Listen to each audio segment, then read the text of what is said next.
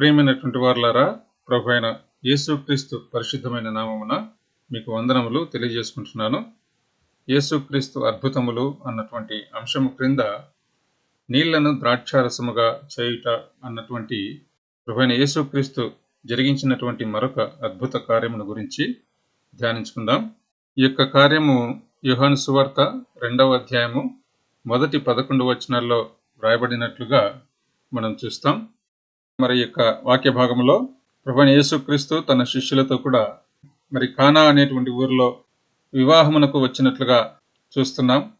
అక్కడ ద్రాక్షారసము అయిపోయినప్పుడు మరియ ప్రభువైన యేసుక్రీస్తుతో ద్రాక్షారసం అయిపోయిందని చెప్పడం, అయితే మరి ప్రభువైన యేసుక్రీస్తు నా సమయం ఇంకా రాలేదు అని చెప్పినప్పుడు మరియ పరిచారకులతో ఆయన చెప్పున్నది చేయడం చెప్తున్నట్లుగా చూస్తున్నాం.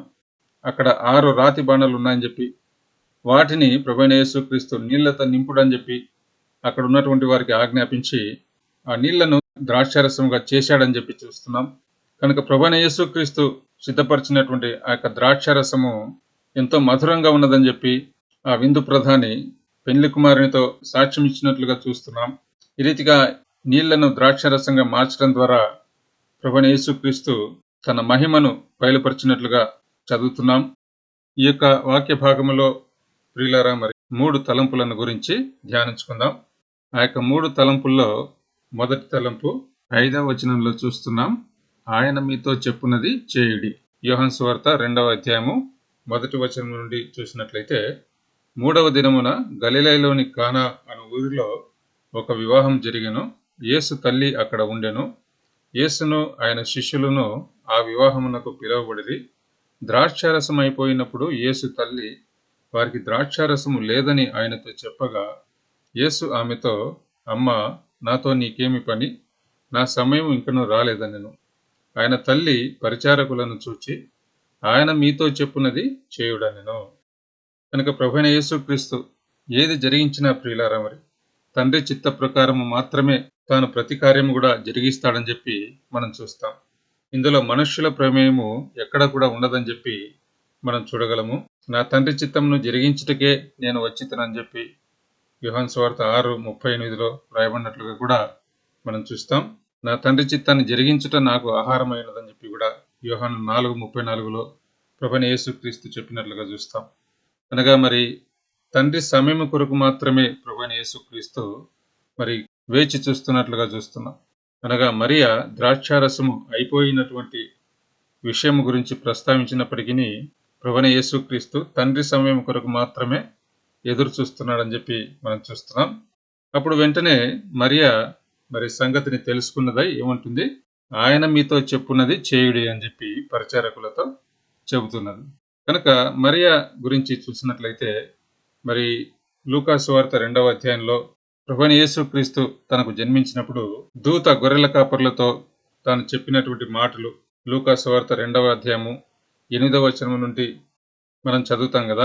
ముఖ్యంగా మరి 10వ వచనంలో, ఇదిగో ప్రజలందరికీ కలగబో మహా సంతోషకరమైన సువర్తమానము నేను మీకు తెలియజేయుచున్నాను. దావీదు పట్టణమందు నేడు రక్షకుడు మీ కొరకు పుట్టి ఉన్నాడు. ఈయన ప్రభువైన క్రీస్తు. దానికి ఇదే మీకు ఆనవాలు.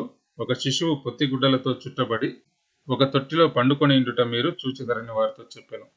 కనుక ఎప్పుడైతే మరి గొర్రెల కాపరులు దూత ద్వారా ఈ యొక్క సమాచారం తెలుపబడినటువంటి వారై బెత్లెహేంకు వచ్చి ఆ సంగతులను మరి మరియకు తెలియజేశారో, అప్పుడు 19వ వచనంలో ఏం చదువుతున్నాం? అయితే మరియ ఆ మాటలన్నీ తన హృదయములో తలపోసుకొనొచ్చు భద్రము చేసుకొనెను. కనుక మరియ జాగ్రత్తగా గమనిస్తుంది గొర్రెల కాపర్లకు దూత ఏం చెప్పాడు. మరి అంతకుముందే ప్రభు జన్మించడానికి ముందే తనతో కూడా మరి దూత చెప్పినటువంటి మాటలు తనకు గుర్తున్నాయి. కనుక ఇవన్నీ కూడా తాను తన హృదయంలో భద్రపరుచుకుంటుందని చెప్పి చూస్తున్నాం. అంతేకాకుండా లూకా సువార్త 2వ అధ్యాయము 46వ వచనం నుండి రాయబడినటువంటి వాక్య భాగంలో కూడా ప్రభువైన యేసుక్రీస్తు మరి యోసేపు మరియలతో కూడా యెరూషలేములో పస్కా పండుగ సమయంలో 3 దినాలు అక్కడ ఉండి తిరిగి వారు యెరూషలేము నుండి వెళ్ళిపోయినప్పుడు వారితో కూడా వెళ్ళలేదని చెప్పి దేవాలయంలో బోధకుల మధ్య కూర్చొని వారిని ప్రశ్నలు అడుగుతూ వారికి ప్రత్యుత్తరం ఇస్తూ ఉన్నాడని చెప్పి చూస్తాం. మరి మరియా యోసేపులు తనను వెతుక్కుంటూ మరి దేవాలయానికి వచ్చి మరి అక్కడ మరియా కుమారుడా మమ్మను ఎందుకు ఇలాగు చేస్తివి? ఇదిగో నీ తండ్రియు నేనును దుఃఖపడుచు నిన్ను వెతుకుచుంటిమని ఆయనతో చెప్పడం. అప్పుడు మరి 49వ వచనంలో ప్రభు ఏమంటున్నాడు? మీరేలా నన్ను వెతుకుచుంటిరి? నేను నా తండ్రి పనుల మీద ఉండవలెనని మీరు ఎరుగరా అని వారితో చెప్పాను. కనుక ప్రభువైన యేసుక్రీస్తు ఇచ్చినటువంటి యొక్క జవాబును బట్టి మరియా మరొకసారి ఆ మాటలను ఏం చేసిందంట? 51వ వచనంలో ఆయన తల్లి ఈ సంగతులన్నిటినీ తన హృదయంలో భద్రము చేసుకొనెను. కనుక ప్రియులారా, మరియా మొదటి నుంచి కూడా మరి గమనిస్తూ వస్తుంది తన కుమారుని. ఆయన సామాన్యుడు కాడని చెప్పి, ఆయన సాక్షాత్తు దేవుడు అన్నటువంటి సత్యాన్ని తాను ఎరిగి ఉన్నది. కనుకనే మరి కీర్తనలు 62వ అధ్యాయము 5వ వచనంలో చదువుతాం కదా, నా ప్రాణమా దేవుని నమ్ముకుని మౌనంగా ఉండుము, ఆయన వలననే నాకు నిరీక్షణ కలుగుతున్నది. కనుక ప్రియులారా, ప్రభు చెప్పింది చేయడం అనగా ప్రభు మాటలకు విధేయులంగా జీవించడం. అందుకే మత్తయి సువార్త 17వ అధ్యాయము 5వ వచనంలో ప్రభువైన యేసుక్రీస్తు ఎప్పుడైతే రూపాంతరం చెందాడో అప్పుడు మరి దేవుని స్వరము ఏమని వినబడింది? ఇదిగో ఈయన నా ప్రియకుమారుడు, ఈయన యందు నేను ఆనందించుచున్నాను, ఈయన మాట వినుడని ఒక శబ్దము ఆ మేఘములో నుండి పుట్టెను. అలాగే యోహాను సువార్త 6వ అధ్యాయంలో 68వ వచనంలో సీమోను పేతురు ఏమంటున్నాడు? ప్రభువా, ఎవని యుద్ధకు వెళుదము? నీవే నిత్యజీవపు మాటలు కలవాడు. కనుక మరి లోకంలో ఎక్కడికి వెళ్ళినా మరి ప్రయోజనం లేదని చెప్పి, మన పాపముల నుండి మనకు విడుదల కావాలంటే, మనకు నిత్యజీవం కావాలంటే ఎవరి యుద్ధకు వెళ్ళాలి?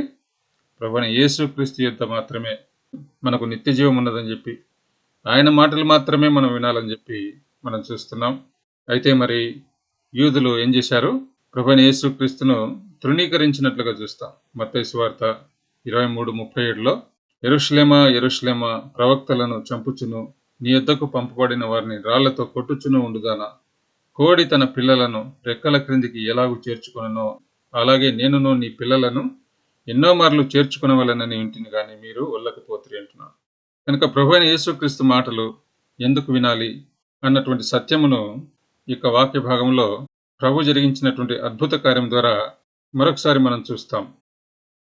The wine that the world provides is temporary, అనగా ఈ యొక్క లోకం ఇచ్చేటువంటి సుఖము సంతోషం ఏదైతే ఉందో అది తాత్కాలికమైనదని చెప్పి ప్రియులారా మరి మనం చూస్తాం. మనకున్న ఆస్తిపాస్తులు, మనకున్నటువంటి డబ్బు, ధనము, ఇల్లు, వాకిలి, మనకున్న ఉద్యోగాలు, కార్లు, ఇవన్నీ కూడా మనకు నిజమైనటువంటి సంతోషమును, సమాధానమును, శాంతిని ఇవ్వలేవని చెప్పి, ఇవి కేవలం తాత్కాలికం అని చెప్పి మరి మనం చూస్తాం. అందుకే మరి ప్రభు చెప్పాడు కదా, యోహాను సువార్త 14:27లో శాంతిని మీకు అనుగ్రహించి వెలుచున్నాను, లోకం ఇచ్చినట్లుగా కాకుండా నా శాంతినే మీకు అనుగ్రహించి వెలుచున్నాను. కనుక లోకం ఇచ్చేటువంటి శాంతి ఎలాగుంటుందంటే అది అయిపోతుంది, కేవలం తాత్కాలికం, అది ఒక జబ్బు రసంగా ఉంటుంది.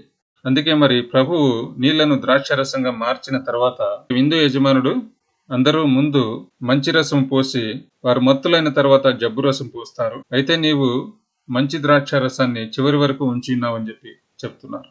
కనుక ఈ లోకము ఇచ్చేటువంటిది ఒక జబ్బు రసంగా ఉంటుంది, అది వెంటనే అయిపోతుంది. కనుక లోకం ఇచ్చేటువంటి శాంతి, సమాధానము, నెమ్మది, సుఖము ఇవన్నీ కూడా ప్రియులారా మరి ఎగిరిపోయేటువంటివిగా ఉంటాయి. కనుక ధనం అనేది ఈ రోజు ఉంటుంది, రేపు వెళ్ళిపోతుంది. పేరు ప్రఖ్యాతులు అనేవి ఈ రోజు ఉండి రేపు వెళ్ళిపోతాయని చెప్పి మనం చూస్తాం.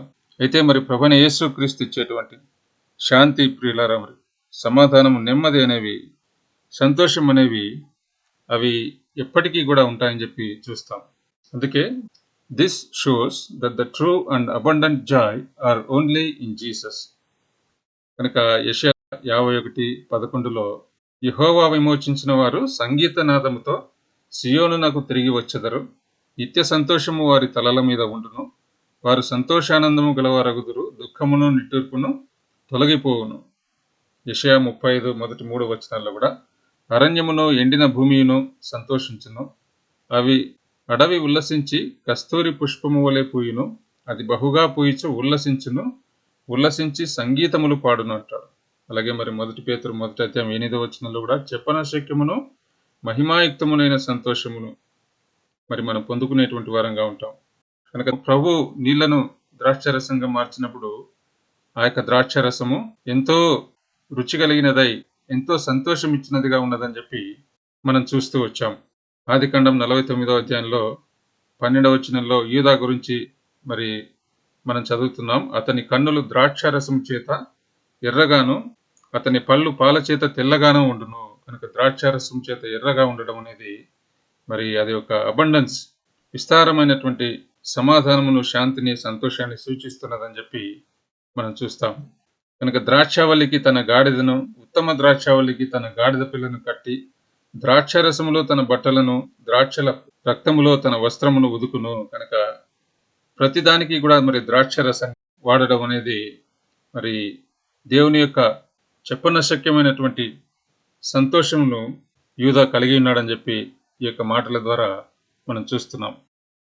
యెషయా 55:1లో మరి దేవుని వాక్యము లోకంలో ఉన్నటువంటి సమస్త ప్రజలకు ఇచ్చేటువంటి ఆహ్వానాన్ని గురించి చూస్తున్నాం. దప్పిగొనిన వారులారా నీళ్ల యుద్ధకు రండి, రూకలు లేని వారులారా మీరు వచ్చి కొని భోజనము చేయుడి, రండి రూకలు లేకపోయినను ఏమియూ ఇయ్యకయే ద్రాక్షారసమును పాలను కొనుడి అని చెప్పి చూస్తున్నాం. కనుక దేవుడు ఉచితంగా ప్రియులారా మరి ప్రభువైన యేసుక్రీస్తు ద్వారా మరి మన పాపములను తొలగించి మనకు తన నిత్య సంతోషాన్ని అనుగ్రహించాలని చెప్పి కోరుకుంటున్నాడు. కనుక ప్రియ సహోదరుడా, ప్రియ సహోదరి, ఒకవేళ పాపంతో శాంతి సమాధానం లేకుండా జీవిస్తున్నట్లయితే విశ్వాసముతో దేవుని సన్నిధికి వచ్చి, యేసు ప్రభువా నేను పాపిని, నా పాపములను క్షమించి మీ యొక్క రక్తంతో నన్ను కడిగి నన్ను కూడా మీ యొక్క ప్రజలలో చేర్చుకొని మీ శాంతి, మీ సమాధానము, మీ నెమ్మది, మీ యొక్క సంతోషమును నాకు దయచేయమని చెప్పి విశ్వాసంతో ప్రార్థించినట్లయితే దేవుడు మీ పాపములను క్షమించి మీ జీవితంలో కూడా మరి నీళ్లను ద్రాక్షారసంగా మార్చి అనగా మరి తన సంతోషాన్ని ఇచ్చి రక్షణ చేత ఆశీర్వదిస్తాడని చెప్పి ఈ సందర్భంలో మనవి చేసుకుంటున్నాను. కనుక ఆయన చెప్పినది చేయడం అనగా మరి ప్రభువైన యేసుక్రీస్తు నేనే మార్గమును, సత్యమును, జీవమును, నా ద్వారానే తప్ప ఎవడను తండ్రి యొద్దకు చేరడు అన్నటువంటి మాటలను మరి మనము విశ్వసించి ఆయనను రక్షకునిగా స్వీకరించి ఆయనను మన హృదయాల్లో చేర్చుకున్నప్పుడే ఆయన చెప్పినటువంటి మాటను వినిన వారంగా ఉంటాం. తద్వారా మాత్రమే ఆయన సంతోషాన్ని పొందుకుంటామని చెప్పి మనం చూస్తున్నాం. తర్వాత మరి రెండవ తలంపు ఏమిటంటే 6 వాటర్ పాట్స్ ఆఫ్ స్టోన్, 6 రాతి బాణలు అనేవి అక్కడ ఉన్నాయని చెప్పి చూస్తున్నాం. They were available there for the lord to do his work. మరి యోహాను సువార్త 2:6 యూదుల శుద్ధీకరణాచార ప్రకారము 2-3 తూములు పట్టు 6 రాతి బాణలు అక్కడ ఉంచబడి ఉండెను. కనుక ఆ యొక్క రాతి బాణలు అనేవి వాటిలో నీళ్లు నింపుతారని చెప్పి ఆ నీళ్లతో ఆ యొక్క యూదులు మరి చేతులు కడుక్కొని భోజనం చేసేటువంటి వారుగా ఉంటారని చెప్పి చూస్తున్నాం. మార్కు 7:3 కూడా ఆ సంగతిని గురించి చదువుతున్నాం. అయితే ఇక్కడ తలంపు ఏమిటంటే ఆ రాతి బాణాలు అనేవి అక్కడ ఉన్నాయి, ఫలాని పని కొరకు అక్కడ ఉంచబడ్డాయని చెప్పి చూస్తున్నాం. దేవుడు కూడా మన జీవితాల్లో తన పనిని మన ద్వారా జరిగించుకోవాలంటే ముందు మనము సంసిద్ధులంగా ఉండాలి. మనలను మనము సిద్ధపరచుకొని దేవుని స్వరాన్ని విని దాని ప్రకారం జరిగించడానికి రెడీగా ఉండాలని చెప్పి మనం చూస్తాం. అందుకే 1 సమూయేలు 3:10 దేవుని స్వరము బాలుడైన సమూయేలుకు వచ్చినప్పుడు సమూయేలు ఏమన్నాడు? నీ దాసుడు ఆలకించుచున్నాడు, ఆజ్ఞ ఇమ్మనెను అని చెప్పి చదువుతున్నాం. ఆదికాండం 22:1 దేవుడు అబ్రహాంతో మాట్లాడినప్పుడు అబ్రహాం ఏమంటున్నాడు? చిత్తము ప్రభువా అంటున్నాడు. అనగా మరి దేవుని కార్యాన్ని జరిగించడానికి అబ్రహాము సంసిద్ధతను వ్యక్తపరుస్తున్నట్లుగా చూస్తున్నాం. యెషయా 6 కూడా యెషయా ప్రవక్త దేవుని పని జరిగించడానికి తాను సిద్ధంగా ఉన్నట్లుగా మనం చూస్తున్నాం. 8 అప్పుడు నేను ఎవని పంపెదను, మా నిమిత్తము ఎవడు పోవునని ప్రభు సెలవీయగా వింటిని, అంతట నేను చిత్తగించుము, నేనున్నాను, నన్ను పంపుమనగా. కనుక ప్రియులారా, are we available for lord's work? Our time, our talent, wealth, sacrifices for the lord. కనుక మనకున్నటువంటి సమయం, మన తలాంతులు, మనకున్నటువంటి ఆస్తిపాస్తులు, ధనము ప్రభు కార్యం కొరకు సమర్పించుకోవడానికి సంసిద్ధులంగా ఉన్నామా? తర్వాత మరి 3వ తలంపు ఏమిటంటే the water pots were kept there to fulfil the ritual of washing hands. Yohanu సువార్త 2:6 యూదుల శుద్ధీకరణాచార ప్రకారము 2-3 తూములు పట్టు 6 రాతి బాణలు అక్కడ ఉంచబడి ఉండును అని చెప్పి చదివాం కదా. మరి ఆ రాతి బాణలు నీళ్లతో నింపబడి మరి ఆ యొక్క యూదులు చేతులు కడుక్కోవడానికి ఆ యొక్క నీళ్లను వారు వాడుకుంటున్నట్లుగా చూస్తున్నాం. అయితే మరి ప్రభు ఏం చేస్తున్నాడు? Jesus is using the same pots to serve wine, picture of joy. The ritual of old covenant is replaced by Jesus when he introduced grace. ఇక్కడ మరి నీళ్లతో చేతులు కడుక్కోవడంలో తప్పులేదు, పరిశుద్ధతను పాటించడంలో తప్పులేదు. కానీ శాస్త్రులు పరిసయ్యులు అనేటువంటి వారు దాన్ని ఒక పారంపర్యాచారంగా చేసుకున్నారు. అనగా మరి వారు తమ దృష్టి అంతా కూడా ఆచారముల మీద లేదా పారంపర్యాచారముల మీద పెట్టి ఉన్నారని చెప్పి, మనుషులు కల్పించినటువంటి పద్ధతుల మీద వారు తమ దృష్టి ఉంచినారని చెప్పి మనం చూస్తాం. అందుకే మార్కు సువార్త 7వ అధ్యాయంలో 1వ వచనం నుండి చదివినట్లయితే, యెరూషలేము నుండి వచ్చిన పరిసయ్యులను శాస్త్రులలో కొందరును ఆయన యుద్ధకు కూడి వచ్చి, ఆయన శిష్యులలో కొందరు అపవిత్రమైన చేతులతో అనగా కడుగని చేతులతో భోజనం చేయట చూచిరి. పరిసయ్యులను యూదులందరూ పెద్దల పారంపర్యాచారమును బట్టి చేతులు కడుగుకుంటేనే గాని భోజనము చేయరు, మరియు వారు సంత నుండి వచ్చినప్పుడు నీళ్లు చల్లుకుంటేనే గాని భోజనము చేయరు. ఇదియుగాక గిన్నెలను, కుండలను, ఇత్తడి పాత్రలను నీళ్లతో కడుగుట మొదలగు అనేక ఆచారములను వారు అనుసరించడివారు. అప్పుడు పరిసయ్యులను శాస్త్రులను, నీ శిష్యులెందుకు పెద్దల పారంపర్యాచారము చొప్పున నడుచుకునక అపవిత్రమైన చేతులతో భోజనము చేయుదురని ఆయనను అడిగిరి. ఈ రీతిగా మరి వారు ఎన్నో ఆచారాలు కలిగినటువంటి వారై మరి మనుష్యుల పారంపర్యాచారమును గైకొనుచు దేవుని ఆజ్ఞను నిరర్థకం చేసినారని చెప్పి మార్కు సువార్త 7వ అధ్యాయం 8వ వచనంలో ప్రభువైన యేసుక్రీస్తు వారితో చెబుతున్నట్లుగా చూస్తాం. అనగా పరిశుద్ధత అనేది బాహ్యపరంగా కాదు కానీ ఆంతరంగికంగా ఉండాలని చెప్పి, అప్పుడే మరి దేవుని రక్షణ అనేది వారు కలిగి ఉంటారని చెప్పి ప్రభువైన యేసుక్రీస్తు వారికి తెలియజేస్తూ వచ్చినట్లుగా చూస్తాం. కనుకనే మార్కు సువార్త 7వ అధ్యాయము 21వ వచనం నుండి, లోపల నుండి అనగా మనుష్యుల హృదయములో నుండి దురాలోచనలను, జారత్వములను, దొంగతనములను, నరహత్యలను, వ్యభిచారములను, లోభములను, చెడుతనములను, కృత్రిమమును, కామ వికారమును, మత్సరమును, దేవదూషణయు, అహంభావమును, అవివేకమును వచ్చును. ఈ చెడ్డవన్నీయు లోపలి నుండియే బయలు వెళ్ళి మనుషుని అపవిత్రపరచునని ఆయన చెప్పెను. కనుక మరి వెలుపలి ఆచారాలు ఎన్ని చేసినా కానీ అవి మనిషికి రక్షణ ఇవ్వవు. కనుక బాహ్యపరంగా ఎన్ని పారంపర్యాచారాలు వారు కలిగి ఉన్నా కానీ అవి లోపల హృదయాన్ని శుద్ధి చేయవని చెప్పి, అయితే లోపల నుండి వచ్చేటువంటి పాపమును శుద్ధి చేసుకోవడం ద్వారా మాత్రమే, అనగా మరి యేసుక్రీస్తు ద్వారా మాత్రమే పాపం తొలగిపోయి పరిశుద్ధతను పొందుకొని దేవుని యొక్క సంతోషాన్ని పొందుకుంటామని చెప్పి తెలియజేయడానికి గాను ఆ యొక్క నీళ్లను ద్రాక్షారసంగా ప్రభువైన యేసుక్రీస్తు మార్చినట్లుగా మనం చూస్తాం. హెబ్రీయులకు 9వ అధ్యాయం 14వ వచనంలో, మరి నిర్జీవ క్రియలను విడిచి జీవము గల దేవుని సేవించుటకు మీ మనస్సాక్షిని ఎంతో ఎక్కువగా శుద్ధి చేయను. ప్రభువైన యేసుక్రీస్తు రక్తం అనేది ప్రియులారా, మరి నిర్జీవ క్రియలతో జీవిస్తున్న మనలను, అనగా మరి పారంపర్యాచారాలతో జీవిస్తున్న మనలను, జబ్బు రసంతో జీవిస్తున్నటువంటి మనలను, శాంతి సమాధానము సంతోషం లేకుండా జీవిస్తున్న మనలను మరి శుద్ధి చేసి తన యొక్క సంతోషాన్ని దయచేయడానికి గాను ప్రభువైన యేసుక్రీస్తు వచ్చాడని చెప్పి మనం చూస్తాం. అందుకే గలతీయులకు 2వ అధ్యాయము 15వ వచనం నుండి 16వ వచనం వరకు చదివినట్లయితే, మనుష్యుడు యేసుక్రీస్తునందలి విశ్వాసం వలననే గాని ధర్మశాస్త్ర సంబంధమైన క్రియల మూలమున నీతిమంతుడుగా తీర్చబడడని ఎరిగి అని చెప్పి చదువుతున్నాం. అంతేకాకుండా మరి లూకా సువార్త 5వ అధ్యాయము 36వ వచనం నుండి చూసినట్లయితే కూడా ప్రభువైన యేసుక్రీస్తు పాత తిత్తులు క్రొత్త ద్రాక్షారసమును గురించినటువంటి ఉపమానమును తెలియజేసినట్లుగా చూస్తాం. క్రొత్త ద్రాక్షారసం అనేది ప్రభువైన యేసుక్రీస్తు ద్వారా కృప ద్వారా వచ్చేటువంటి రక్షణను సూచిస్తున్నదని చెప్పి, కృప ద్వారా మనం పొందుకునేటువంటి సంతోషాన్ని సూచిస్తున్నదని చెప్పి, పాత తిత్తులు అనేవి ఆచార వ్యవహారాలు లేదా పారంపర్యాచారమును సూచిస్తున్నదని చెప్పి మనం చూస్తాం. కనుక మరి పరిసయ్యులు శాస్త్రులు అనేటువంటి వారు మరి పారంపర్యాచారం ద్వారా రక్షణ పొందుకోవాలని చూశారు. అయితే మరి వారు దాన్ని పొందుకోలేకపోయారని చెప్పి క్రొత్త ద్రాక్షారసాన్ని వారు స్వీకరించడానికి సంసిద్ధత వ్యక్తం చేయకుండా యేసుక్రీస్తును తృణీకరించి పాత తిత్తులే కావాలని కోరుకున్నట్లుగా చూస్తాం. కనుక క్రొత్త ద్రాక్షారసం పాత తిత్తులలో ఇమడదని చెప్పి మరి ఇక వాక్య భాగంలో చూస్తాం. అందుకే ధర్మశాస్త్రం అనేది చూసినట్లయితే, law was given by God to Israelites to reveal what sin is and what God's righteousness is. మరి పాపం అనగా ఎట్టిదో, దేవుని నీతి అనగా ఎట్టిదో తెలియజేయడానికి దేవుడు యూదులకు ధర్మశాస్త్రం ఇచ్చినట్లుగా చూస్తాం.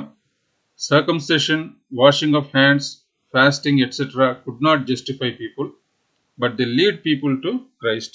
మరి సున్నతి పొందడము, చేతులు కడుక్కోవడము, ధర్మశాస్త్ర ప్రకారమైనటువంటి ఉపవాసము, ఇవి మనలను నీతిమంతులుగా తీర్చవని చెప్పి, అయితే మరి ప్రభు వైపుకు వారి దృష్టిని మళ్లించడానికి దేవుడు ధర్మశాస్త్రాన్ని వారికి అనుగ్రహించినట్లుగా చూస్తూ వస్తున్నాం.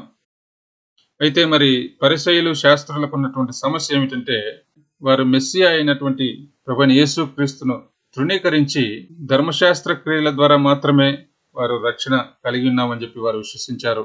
తద్వారా మరి వారు ప్రభువైన యేసుక్రీస్తు ఇచ్చేటువంటి రక్షణను స్వీకరించలేకపోయారని చెప్పి మనం చూస్తాం. ఇందాక చదువుకున్నట్లు వారి యొక్క పారంపర్యాచారమును బట్టి దేవుని ఆజ్ఞలను నిరర్థకం చేసి ఉన్నారు. తద్వారా మరి క్రీస్తును శిలువకు అప్పగించడానికి కూడా వారు వెనుకాడలేదని చెప్పి మనం చూడగలము. ధర్మశాస్త్ర శాపము నుండి మనలను తప్పించడానికి గాను ప్రభువైన యేసుక్రీస్తు లోకానికి వచ్చినట్లుగా మనం చూస్తాం. We joy in Jesus who fulfil the law. మత్తయి సువార్త 5వ అధ్యాయము 17వ వచనం నుండి 20వ వచనం వరకు ఈ యొక్క సంగతులను గురించి చూస్తున్నాం. ధర్మశాస్త్రమునైనను ప్రవక్తల వచనములనైనను కొట్టివేయ వచ్చితనని తలంచవద్దు, నెరవేర్చుటకే గాని కొట్టివేయుటకు నేను రాలేదు. అంతేకాకుండా 20వ వచనంలో ముఖ్యంగా చూసినట్లయితే, శాస్త్రుల నీతి కంటేను పరిసయ్యుల నీతి కంటేను మీ నీతి అధికము కాని ఎడల మీరు పరలోక రాజ్యంలో ప్రవేశింపనేరని మీతో చెప్పుచున్నాను. అనగా మరి శాస్త్రుల నీతి, పరిసయ్యుల నీతి ప్రియులారా, it was confined to the works of the law. కనుక ధర్మశాస్త్ర సంబంధమైన క్రియలను మాత్రమే వారు ఆచరించి రక్షణ పొందుకోవాలని చెప్పి చూశారంట. అయితే మరి ధర్మశాస్త్రాన్ని నెరవేర్చడానికి వచ్చినటువంటి ప్రభువైన యేసుక్రీస్తును విశ్వసించడంలో వారు విఫలమయ్యారని చెప్పి చూశాం. కనుక మన నీతి శాస్త్రుల నీతి కంటే ఎప్పుడు అధికమవుతుంది? ఎప్పుడైతే మరి ప్రభువైన యేసుక్రీస్తు మనము రక్షకునిగా కలిగి ఉంటామో అప్పుడు మన యొక్క నీతి మరి వారి నీతి కంటే అధికమవుతుందని చెప్పి, అప్పుడే మరి ప్రభువైన యేసుక్రీస్తును కలిగినప్పుడే పరలోక రాజ్యంలో మరి మనం ప్రవేశించగలం అని చెప్పి మనము చూస్తున్నాం. కనుక ప్రియులారా, మరి ఈ యొక్క యోహాను సువార్త 2వ అధ్యాయము మొదటి 11 వచనాల్లో వ్రాయబడినటువంటి ఈ సంగతులను బట్టి ప్రభువైన యేసుక్రీస్తు చెప్పినటువంటి మాటలను మాత్రమే మనం చేయాల్సినటువంటి వారంగా ఉన్నామని చెప్పి చూస్తూ వచ్చాం. ప్రభు పని కొరకు రాతి బాణాల వలె మనం కూడా సిద్ధంగా ఉండాలని చెప్పి చూస్తూ వచ్చాం. శాస్త్రులు, పరిశీలలాగా కాకుండా ప్రభువైన యేసుక్రీస్తు ఇచ్చేటువంటి క్రొత్త ద్రాక్షారసాన్ని మన జీవితాల్లో కలిగి, అనగా మరి దేవుని కృపను స్వీకరించి ప్రభువును రక్షకునిగా స్వీకరించినప్పుడే మరి మనము పరలోక రాజ్యంలో ప్రవేశించగలమని చెప్పి చూస్తూ వచ్చాం. కనుక ప్రభువు ఈ యొక్క 3 తలంపులను మన గమనంలో కలిగి ఆయన కొరకు సాక్షులుగా జీవించడానికి మనకు సహాయపడాలని చెప్పి ప్రార్థించుకుందాం. చిన్న ప్రార్థనతో ఈ యొక్క ధ్యానాన్ని ముగించుకుందాం. పరిశుద్ధుడా, ప్రేమగల తండ్రి, నమ్మకమైన మా దేవ, ఈ యొక్క సమయంలో యోహాను సువార్త 2వ అధ్యాయము మొదటి 11 వచనాల్లో మరి నీళ్లను ద్రాక్షారసముగా మార్చినటువంటి మీ యొక్క అద్భుత కార్యమును గురించి ధ్యానించుకోవడానికి మాకు చూపిన కృపను బట్టి మీకు వందనములు తెలియజేసుకుంటున్నాం. ఆయన మీతో చెప్పున్నది చేయుడి అన్నటువంటి మాటలను మేము కూడా మా యొక్క గమనంలో కలిగి మీ యొక్క మాటకు విధేయులంగా ప్రతి విషయంలోనూ మీ కొరకు మేము సాక్షులుగా జీవించుటకు మాకు సహాయం చేయమని ప్రార్థిస్తున్నాం. ప్రభువా, మరి పారంపర్యాచారమును విడిచిపెట్టి దేవుని కృపను నమ్ముకొని ప్రభువైన యేసుక్రీస్తును రక్షకునిగా కలిగి రాతి బాణాలు ఎలాగైతే మరి మీ పని కొరకు సిద్ధంగా ఉంచబడి ఉన్నాయో అలాగే మరి మేము కూడా మా యొక్క సమయాన్ని, తలాంతులను మీ కొరకు వినియోగించుకున్నటకు సంసిద్ధులమై ఉండుటకు మాకు కూడా సహాయం చేయమని ప్రార్థిస్తున్నాం. ధర్మశాస్త్ర సంబంధమైన క్రియల మూలముగా కాకుండా దేవుని కృపను బట్టి ప్రభువైన యేసుక్రీస్తు ద్వారా మాత్రమే కలిగేటువంటి ఈ యొక్క రక్షణ సువార్తను అనేకులతో పంచుకున్నటకు మాకు కూడా సహాయం చేయమని ఈ కొద్ది ప్రార్థన ప్రభువైన యేసుక్రీస్తు పరిశుద్ధమైన నామమున మీకే సమర్పించుకుంటున్నాం తండ్రి. ఆమేన్.